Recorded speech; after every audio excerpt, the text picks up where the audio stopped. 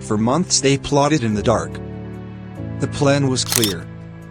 Overthrow Traorè. Take over the government. Silence the revolution and restore a system long buried. But at the heart of the story lies betrayal. Names that once swore loyalty to the flag are now staying by betrayal. This is the true story of 4 men. Not just soldiers but symbols of betrayal. Men who once swore to defend their nation now accused of nearly breaking it. Major Corey, Lieutenant Ibrahim, Colonel Diallo Kada and Captain Rini. They were the architects of a secret war, but let us unfold how their plans fall apart before they dragged the country into violence. Welcome to the Eye of Research. Empire Film Studios cover.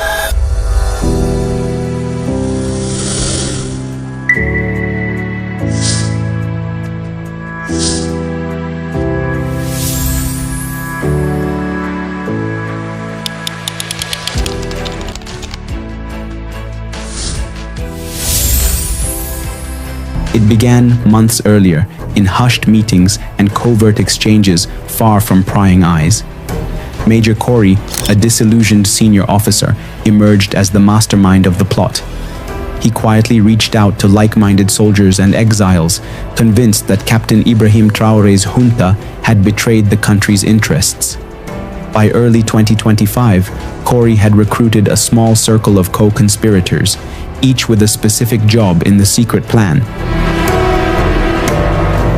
Lieutenant Abdou Barry, exiled across the border, Barry became the plot's spokesman-in-waiting. Known for his powerful speeches, he recorded speeches and rallying cries on video and audio, intended to be broadcast to the nation at the moment of the coup. His messages, dripping with revolutionary zeal, promised to restore dignity and order after removing Traoré from power. Some of these recordings were covertly circulated on the dark web and encrypted messaging apps, hinting at a coming upheaval without revealing details. Captain René Ouedraogo, Logistics Chief. An active duty officer, Captain Ouedraogo handled the tough, hands-on work. He secretly moved weapons, ammunition, and vehicles to hidden houses on the outskirts of Ouagadougou, the capital. Late at night, in secret warehouses, he gathered and stored assault rifles and uniforms for the soldiers who would join the coup. Investigators later identified Ouedraogo as a central figure who brought others into the plan. Colonel Diallo Kader, propaganda architect. A retired military information officer, Colonel Kader lent his expertise in psychological operations. He crafted a sophisticated propaganda campaign to legitimize the coup. Polished videos were produced showing armed men declaring the liberation of Burkina Faso and denouncing Traoré's government as puppets of foreign powers. In early April, one such video went viral on social media, a masked officer calling on citizens to reclaim our nation on April 16th. It was quickly taken down by authorities, but not before it sowed confusion and got thousands of views. Kader's aim was clear: to erode public confidence in the junta and prime the population to welcome the coup as a rescue mission. Major Corey, lead planner and liaison. At the helm, Corey coordinated all these moving parts. He communicated with Lieutenant Barry over encrypted channels on the dark web, ensuring the exiled voice stayed in sync with the on-ground reality. He checked which units might be friendly to their cause and planned the attack on the presidential palace. But even more dangerously, Corey reached out to Burkina Faso's worst enemies, the jihadist militants causing chaos in the north. Through secret contacts, he made a risky deal. The extremists would step up their attacks in the countryside as a distraction on the day of the coup, in exchange for future forgiveness or other promised rewards. The plan was to attack the capital at the same time as major terrorist strikes elsewhere. By tying their coup to the jihadists' atrocities, the plotters intended to sow total chaos and overwhelm the government on multiple fronts. These 4 men and their followers formed a secret group driven by ambition and anger. They saw themselves as the country's saviors, or so they said. But in reality, their plan was a betrayal of the very army and people they claimed to serve. As they refined their plans, they used burner phones, coded language, and face-to-face strategy sessions in safe houses to avoid detection. Encrypted messages flew between the conspirators in early April, laying out final tactics and rendezvous points. The date for their power grab was fixed, April 16th, 2025. They called it Operation Dawn in their secret communications, a promise that by dawn of that Wednesday, a new regime would be in charge. Without the conspirators knowing, the government's intelligence services had been watching, quietly and carefully, for weeks. Unit 9, a top intelligence team, became suspicious after noticing more talk on hidden online sites used by extremist supporters. In late March, as Unit 9 analysts went through digital whispers on the dark web, one username caught their eye: Corey Burke, 1984. Posing as militants, the agents engaged this user in an encrypted chat room. What they discovered set off alarm bells: vague references to a big event in April and mention of friends in the south, possibly code for allies in Côte d'Ivoire, supplying resources. The breakthrough came in early April, when Burkinabe security forces intercepted communications between a high-ranking military officer and terrorist leaders. In that intercepted exchange, a series of encoded satellite phone calls, an army officer was heard giving jihadist fighters detailed information about the deployment of Burkina Faso's troops. He spoke of garrison locations and patrol routes, effectively handing the insurgents a map to exploit weaknesses. This betrayal was intended to escalate terrorist attacks against security forces and civilians, to create havoc and stir up a revolt against the authorities. Immediately, officials realized these weren't random leaks. They were part of a coordinated plot. Investigators traced the leak to Major Corey. Now the puzzle pieces began to fall into place. If Corey was sharing troop positions with jihadists, he must be planning something coordinated. Intelligence officers also recalled an alarming incident. A few weeks prior, an anonymous video had spread online calling for soldiers to rise on April 16th. That propaganda clearly showed Colonel Diallo Kader's style.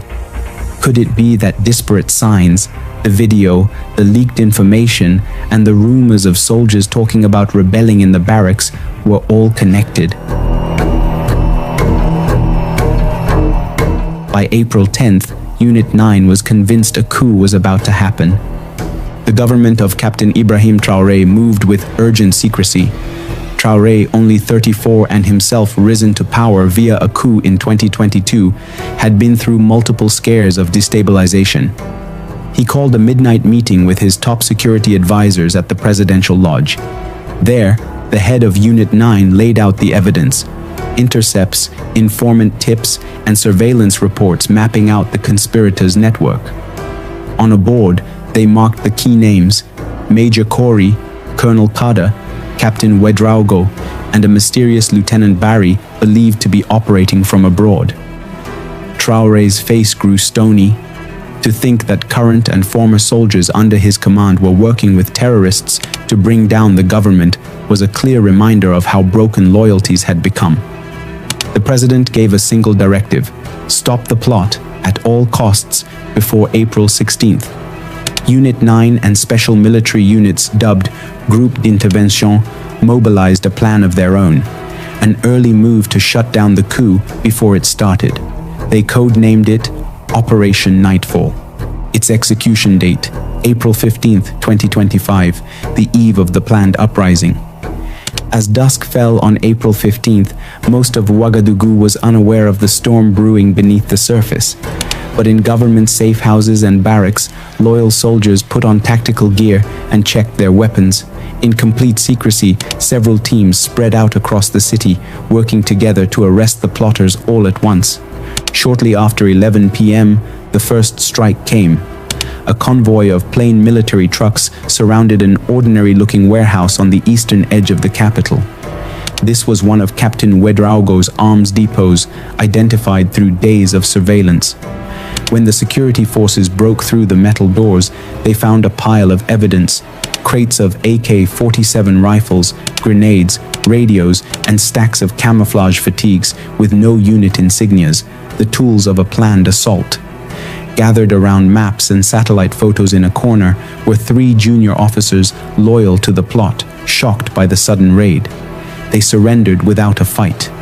More importantly, among the papers seized was a hand-drawn plan of the presidential palace and a timetable, proof that the conspirators aimed to swarm the presidency in the early hours of April 16th. Meanwhile, another team moved in on a private villa in the Waga 2000 district, an upscale neighborhood. Here, Colonel Diallo Kader was caught off guard, reportedly in the middle of uploading one of his pre-recorded coup proclamations to a burner phone. Kader's arrest was quick. Commandos held down the 62-year-old colonel as he shouted that he was saving the country. Seized alongside him were laptops filled with coup manifestos and propaganda videos, including the originals of those that had been leaked online. Across town, Major Corey met a harsher fate. Acting on a tip, an assault team intercepted Corey's convoy as he attempted to flee an unsafe safe house. Cornered on a dimly lit street, Corey's guards exchanged fire with loyalist forces. In the brief firefight, Corey was wounded and one of his men killed. Within minutes, the mastermind of the coup was in custody, injured but alive and still refusing to back down. Major Corey's capture decapitated the plot's leadership, effectively foiling the coup's brain trust just hours before 0 hour. One key target, however, slipped away. Captain René Ouedraogo, the logistics chief, had been expected at the warehouse meeting, but he sensed trouble when communications went dark. Instead of rushing in, he melted into the night before Unit 9 could close the net. By the time soldiers reached Ouedraogo's residence, he was gone. In the chaos of the crackdown, Ouedraogo managed to flee, turning him into the most wanted man in Burkina Faso. As of the latest reports, he is currently on the run, according to Minister Sana. Back at the presidential compound, Captain Traoré monitored the operations in real time via radio. When the all-clear finally sounded in the pre-dawn hours of April 16th, it was official. The coup had been stopped before it even started. Dozens of plotters and their accomplices were arrested in the sweep, including active duty officers and some retired soldiers. Shockingly, several well-known officers were among those detained, such as Commander Frederic Ouedraogo, a former battalion commander, and Captain Élisée Tassembedo, head of a northern security unit, both picked up for questioning in the preceding days. The breadth of the conspiracy was coming into focus, and it was larger than initially thought. Dawn on April 16, 2025, arrived in Ouagadougou with quiet, normal life. The sun rose over calm streets, small motorbikes buzzed by, and markets opened like any other day. Most Burkinabé had no idea that if a plan hadn't been stopped, this morning could have exploded into gunfire. The coup that wasn't left few visible marks. No tanks, no sirens, no gunshots. But subtle signs were there. Extra guards at the palace. A heavier military presence at key sites. Curious citizens whispered, but the government stayed silent, preferring calm until all threats were neutralized. For the conspirators, this morning was meant to be their triumph, an assault on the presidency, the arrest of Traoré, and a new regime announced before sunrise. Simultaneous terrorist strikes were to spread confusion across the country. Instead, Major Corey sat in custody, Colonel Kader was arrested, Lieutenant Barry was stranded in exile, Captain Ouedraogo had vanished, their plan had collapsed. That evening, President Traoré appeared on national television. Dressed in fatigues, serious face, he confirmed what many had begun to suspect. A coup attempt had been dismantled. "You slept in peace last night," he said, "under the shadow of a grave threat. Thanks to the vigilance of our security forces, our nation stands strong." Without naming names, he condemned those in league with foreign collaborators who had tried to seize power. "We will hunt down every last traitor," he vowed. "We will be merciless in our defense of the nation." He warned that the enemies of Burkina Faso, though stateless, remained active, a pointed message to those suspected of backing the coup from abroad. Traoré closed with a call for unity, urging Burkinabe to stay focused on the fight against jihadist insurgents. The camera lingered on him as he saluted, then the screen faded to black. In homes and barracks across the country, people absorbed the shock. Relief that the coup had failed, anger that some among them had plotted with extremists. Traoré's calm, firm leadership earned praise, but questions still hung in the air. Who else was involved? How deep did the betrayal go? And was the danger truly over? In the days after the April 16th coup attempt, Burkina Faso's military government methodically disclosed how far the conspiracy reached. On April 21st, Security Minister Mahamadou Sana held a nationally televised press briefing that wove together statements, intelligence leaks, and official findings into a single, detailed account. He began by declaring that authorities had dismantled a major plot designed to overthrow the presidency and sow total chaos across the country. Sana explained that the coup was to unfold in two synchronized strikes. First, dissident soldiers, recruited and guided by both serving and former officers, would storm the presidential palace. Second, at that very moment, jihadist militants would launch coordinated attacks in multiple provinces, drawing government forces away from the capital. According to Sana, the main people behind the coup hadn't even stayed inside Burkina Faso's borders. They were operating from exile in Côte d'Ivoire. He named two of the most notorious figures by rank and alias, Commander Joanny Compaoré and Lieutenant Abdramane Abdou Bari, both described as army deserters who had fled to Abidjan and become the plot's chief propagandists. Investigators attributed the government's early warning to intercepted messages exchanged between a Burkinabe officer and terrorist commanders. Those communications, once decrypted, detailed patrol schedules and target coordinates, allowing security services to stop both the palace attack and the insurgents' distraction attacks. Sana emphasized the dramatic scope of the conspiracy, the willingness of its architects to let Burkina Faso burn if that chaos enabled their power grab. But the plotters' ambitions went beyond a simple coup.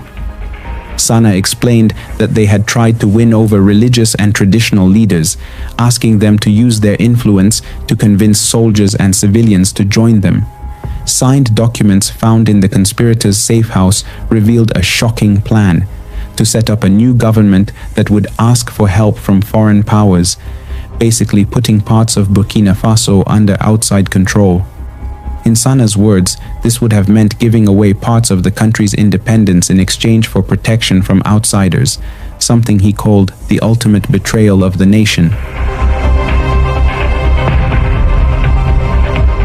Over the week following April 16th, security forces rounded up dozens of implicated officers across the country.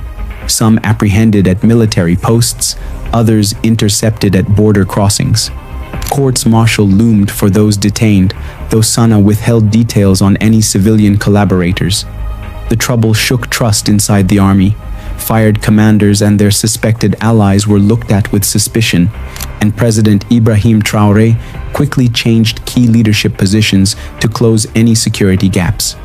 On the diplomatic front, Sana's naming of Côte d'Ivoire as the plot's hiding place sparked a serious argument between Ouagadougou and Abidjan.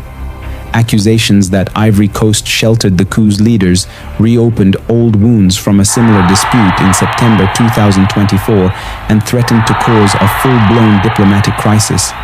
Abidjan denied any involvement, but regional analysts warned that this tense situation could break apart West African cooperation at a time when unity was badly needed against jihadist threats. Indeed, jihadist fighters were still a constant threat. By 2025, around 40% of Burkina Faso was under some level of militant control. As the army worked to crush what was left of the coup, extremist groups looked for weak spots, launching surprise attacks in the north that tested Burkina Faso's worn-down forces. Sana described the coup's failure as a double win. It not only stopped a violent takeover, but also helped protect the fragile fight against terrorism. In his final words, he stressed that by stopping the plot, the government had avoided both a foreign-backed regime change and a possible collapse in the battle against jihadists. In the end, the attempted coup clearly showed the connected dangers facing Burkina Faso, from anger and betrayal inside the country to outside groups helping plots and the non-stop attacks from insurgents. The quick and public way the plot was stopped showed the government's determination, but it also revealed serious weaknesses inside the army, with neighboring countries, and in the unstable areas where jihadists hide. As the dust settled, Burkina Faso's leaders faced the tough job of rebuilding trust at home and bringing people together against threats both known and hidden. Thanks for watching. I wish you better life, foods, and money. Stay in the Big Wins family.